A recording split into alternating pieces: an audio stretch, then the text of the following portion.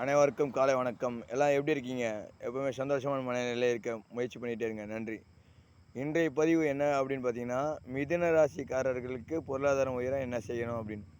எப்பவுமே நல்லா ஞாபகம் வச்சுக்கோங்க, எந்த ராசிக்காரனாலும் அவங்கள 2ஆம் பாவத்தையும் 12ஆம் பாவத்தையும் இயக்கணும். 2ஆம் பாவம் குடும்பஸ்தானம், பண ஸ்தானம். 12ஆம் வந்து சுபவெரிய ஸ்தானம். நீங்கள் ஒரு வீடு கட்டணும்னா அதுக்கு 2ஆம் ஸ்தானம், 12ஆம் ஸ்தானம் 2ஆம் ஸ்தானம் வந்து நீங்கள் ஆக்டிவேஷன் பண்ணிங்கன்னா மட்டும்தான் பண்ண முடியும். சரிங்களா?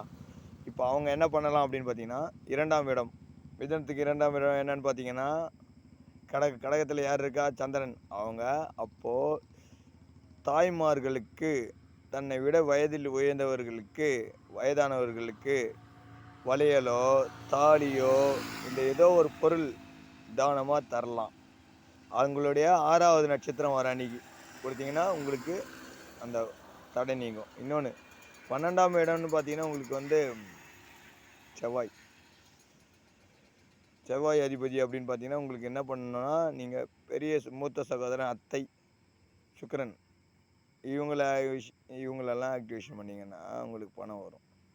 நல்லா புரிஞ்சுக்கிறீங்க. சுக்கிரனை ஆக்டிவேஷன் பண்ணால் உங்களுக்கு வந்து பணம் வரும். அப்படின்னா சுக்கிரனை எப்படி ஆக்டிவேஷன் பண்ணோம்? உங்களுக்கு வந்து அத்தைமார்களுக்கு, மூத்த அண்ணங்களுக்கு நீங்கள் எதுனா செய்யணும். அப்போ வந்து உங்களுக்கு வந்து பணம் வரும். சரிங்களா? நல்லா கேட்டுக்கோங்க. நீங்கள் மூத்த அண்ணன், சகோதரன், அத்தை இவங்களுக்கெல்லாம் கொடுக்கணும். அம்மா ஸ்தானத்தில் உயர்ந்தவங்களுக்கு கொடுக்கணும். இது 2 பண்ணிங்கன்னாவே உங்களுக்கு என்ன ஆகுனா, ஆனால் 6வது நட்சத்திரம் வர அன்னைக்கு மறந்துடக்கூடாது. சரியா? சேனல் லைக் பண்ணுங்கள், சப்ஸ்கிரைப் பண்ணுங்கள், கமெண்ட் பண்ணுங்கள். நன்றி. தேங்க்யூ.